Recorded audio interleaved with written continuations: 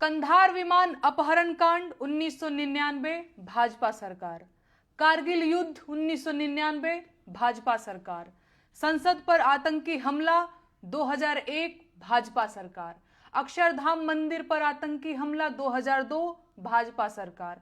अमरनाथ यात्रियों पर आतंकी हमला 2002 और 2017 दोनों बार भाजपा सरकार। गोधरा कांड 2002 भाजपा सरकार। पठानकोट आतंकी हमला 2016 भाजपा सरकार। उरी आतंकी हमला 2016 भाजपा सरकार। पुलवामा आतंकी हमला 2019 भाजपा सरकार। पहलगाम आतंकी हमला 2025 भाजपा सरकार। देश में अब तक के सारे बड़े आतंकी हमले भाजपा की सरकार में हुए हैं और भाजपा की सरकार आते ही देश और देशवासी सभी खतरे में आ जाते हैं।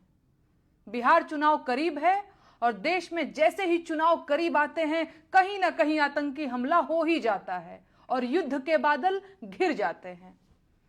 पहलगाम हमले के बाद से ही सरकारी कवियों ने पाकिस्तान के खिलाफ मोर्चा खोल दिया है और वीर रस की कविताएं पढ़ना शुरू कर चुके हैं। अब इन्हें पाकिस्तानियों के कटे हुए सिर चाहिए। ठीक है, तो कौन जाएगा पाकिस्तानियों के सिर काटने? ये कवि जाएंगे या भाजपा के नेता जाएंगे या अंधभक्तों के भगवान खुद पाकिस्तान जाएंगे सिर काटने? दरअसल इनमें से कोई नहीं जाएगा। अगर युद्ध हुआ तो देश के गरीब किसानों के बेटे जो फौज में सिपाही बनकर भर्ती हुए हैं वो आगे भेजे जाएंगे। वो गरीब किसान जिनका बैंक का कर्ज अभी तक सिर पर लदा हुआ है, जिनका ट्रैक्टर जब्त करने के लिए बैंक वाले रोज द्वार पर चक्कर लगाते हैं, उनके जवान बेटों को ये भाजपाई कवि युद्ध में भेजने की मांग कर रहे हैं। ये है इन धूर्त कवियों का कवि हृदय और नीयत। और नेताओं का क्या है? चुनाव जीतने के लिए युद्ध की घोषणा करनी पड़ी तो ये वो भी कर देंगे। इनके अपने बेटे तो फौज में हैं नहीं। इनके अपने बेटे तो विधायक, सांसद और बीसीसीआई का सचिव बनने के लिए हैं, लेकिन लड़ाइयों में झोंकने और गोली खाने के लिए तो किसानों के बच्चे हैं, ताकि देश में राष्ट्रवाद का बयार चले और इन्हें वोट मिले।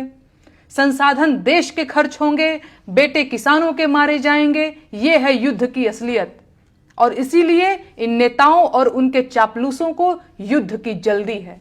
जब भी चुनाव करीब होते हैं और सरकारों की हालत खराब होती है तो पड़ोसी देशों से युद्ध और तकरार को चुनाव जीतने के लिए हुकुम के इक्के की तरह उपयोग किया जाता है। इसीलिए भाजपा के नेता और उनके चापलूस पूरी ताकत लगा रहे हैं कि किसी भी तरह से पाकिस्तान के साथ युद्ध शुरू हो जाए। लेकिन कोई माई का लाल ये नहीं पूछ रहा है कि कश्मीर जैसी संवेदनशील जगह पर 2000 पर्यटकों की सुरक्षा के लिए एक भी सुरक्षा कर्मी मौजूद क्यों नहीं था। हमला आतंकियों ने किया है तो आतंकियों को चुन चुन कर मारिए, लेकिन आतंकियों को मारने की बजाय पाकिस्तान से युद्ध ठान लेना देश के हजारों सैनिकों की जान जोखिम में डालना है। जिस क्रूर आतंकी हमले को वजह बताकर पाकिस्तान से युद्ध करने की बात की जा रही है, उस आतंकी हमले में किसी भाजपा के मंत्री ने अपनी चूक क्यों नहीं मानी? देश के गृह मंत्री ने अपना इस्तीफा क्यों नहीं लिखा? और प्रधानमंत्री को हमले के तुरंत बाद आतंकियों को धमकाने के लिए बिहार में रैली करने की क्या जरूरत पड़ गई?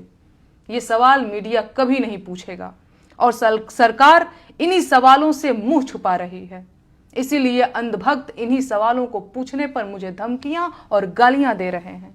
लेकिन मैं ये सवाल पूछूंगी, पूछती रहूंगी, क्योंकि मैं अपने देश को युद्ध की आग में नहीं झोंकने दे सकती। ये देश आपका अपना है, इसे युद्ध से बचाइए।